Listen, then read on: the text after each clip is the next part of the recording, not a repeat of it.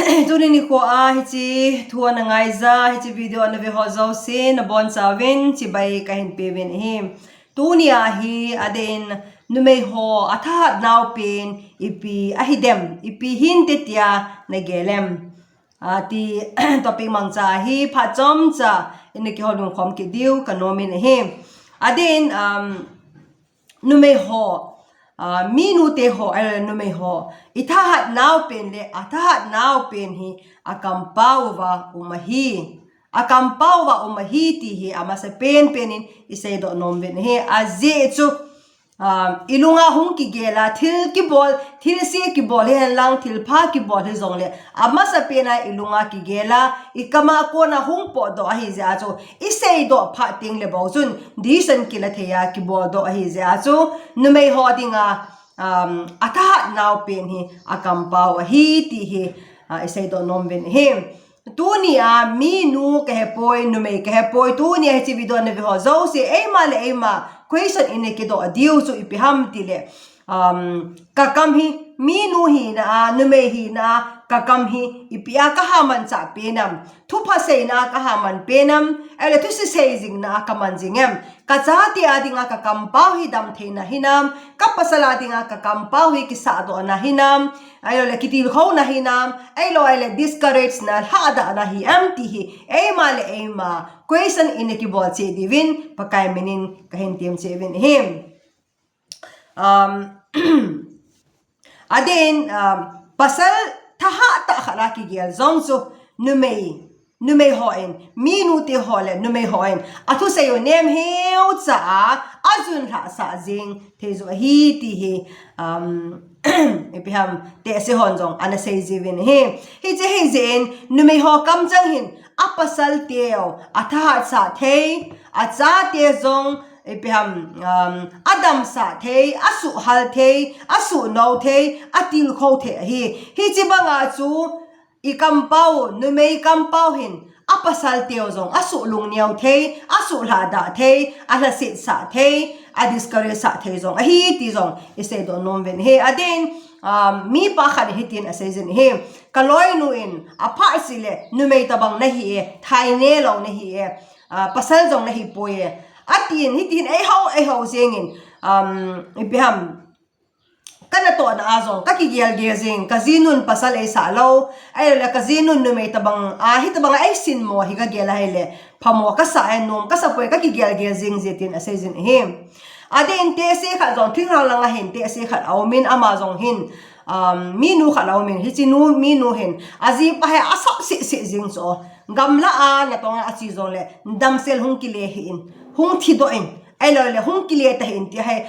ase ji hi akam changa ase banga chu aji pa hi thing phonga ko na khila athisa inmun ain pulu hi tin jong kaloi ban jong ana sei kha ana sei ne hi ja chu mi nu ti ho ikam pau hi itha naw le ga li zo naw le ipiham ikam pau apoi modan da hi tunia mi nu ti ho in igel ne lo divin pakai men ikitim vin hem minu kam chang hi chaten ain khulum ke ya akichin jing u khat hi je a chu minu ti hon lungse na ta san na kam pau hin a cha te asu lung le the ai lo le chule minu han chi ta le phun si jing hon jong a cha te wa dinga man tha na le ai lo wa hele a cha te wa dinga gau sam na ase do the hi aden minu han se be se ho hi te so na se yuvin hi chi han se na ho phun se na ho hi aleng le jin chu na ding a hello phale ama en sung mama ahong ki le ki je tin jong a sevin hi je he jin minu han se minu phun se na cha ti ho sam se jing gau sap jing na pasal gau sap jing sam se jing ne hi le na en sung a chu iti jong le wang phat na ham phat na hung lut loading hi ti hi isu mi loading vin pakai men ikitim vin hem numei ho kam chang hi mi se sit na mi dem na machine phata zong so do the hi je hin ching the ju hi te aden hi tabanga akam pau mi se sit na le mi chung thu se na mangjing numei ho hin aloi agol zong asuto theovin ho bung sung zong asuto theovin in sung zong asuto theovin achai na le ama zong asai sit ho zong ki palo na le ki muda na asodo sa azin he zin numei ho mi nu ho kampau apoi modan dan so example in kanyo lawin family khat omin hi ji family chu pasal tamte pasal hi sagi ge lang ahiwin ji ahin nei so ke tawin azinai masangwa akingai lu danule azinai masangwa akiche khom danule akigial kho to dan so kidang hena ji ahin nei so ke ven ahile idita matile koi matsa aki ho thei khu sung om ta povin he hi chu ipiji ahidem masanga azinei masangwa chu panga ki ngai lu te chu ji ahin nei so ke ole I atile ki ho thei talova ki kom to thei talova omu ahidem hi cha hai tai vera hele mi nu te ho nu mei ho su mo hi lo ding ham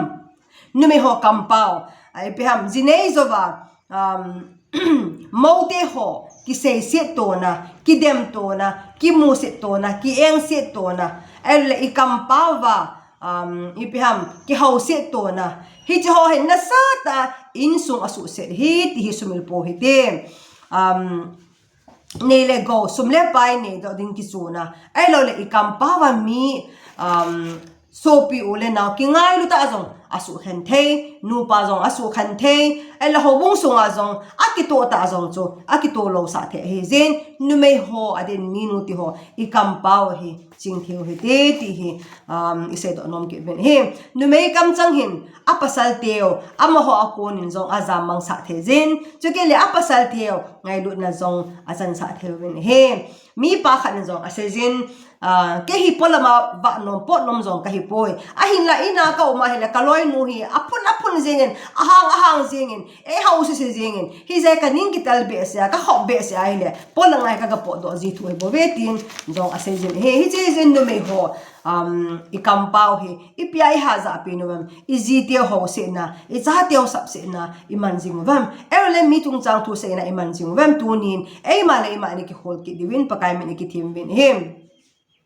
nume lung thim ching chun apasal le acha te le midang se na ding le lung hla ta na thei lung niaw na thei ho sei lo na din akam hi aching tu jing ke atin hem nume mi ching ho chun chuke le nume lung thim bein wang azi acha a in song mi a ho bung mi ele midang ho lung gel ding kho salovin a lung thima omzo si a khe do zengin mo lung han hanin lung han na in ai lo wa le pham kinna anale ki bauna aso sa the zin hem nume ho kampau hin in sung asim do thei in sung zong epem asu ke thei ai lo le ki to lo ho zong chu asu cham thei a ki to sa ho zong chu asu se the hi ti hi I hai mi lo diwin ikitim win hem aden akinata sa ho zong chu sim phat the dinga a pha cha sim phat the dinga a kampau hi numen aman the hi ke zong ji ka ne ding kon chung ka nu in hitin ai sei pin he boy na zinei phale na in sunga so na ute ho na pasal tu sei koi tu sei zong le si ho in sunga kina na thei zo se chu na I mangding in sunga dinga ki to na ho bo chu na sei do dinga hi e ken zong hi ta banga so na pa tu sei na palin te tu sei koi tu sei zong le apalo zo se kan I manga apa cha kan sei je chun in sunga kito morning tam ta zong kana anakidal do in ai lo ahile avoiding tam ta zong anaki sympathy zetin asezen he je his in minuti ho in apalo iza o zong le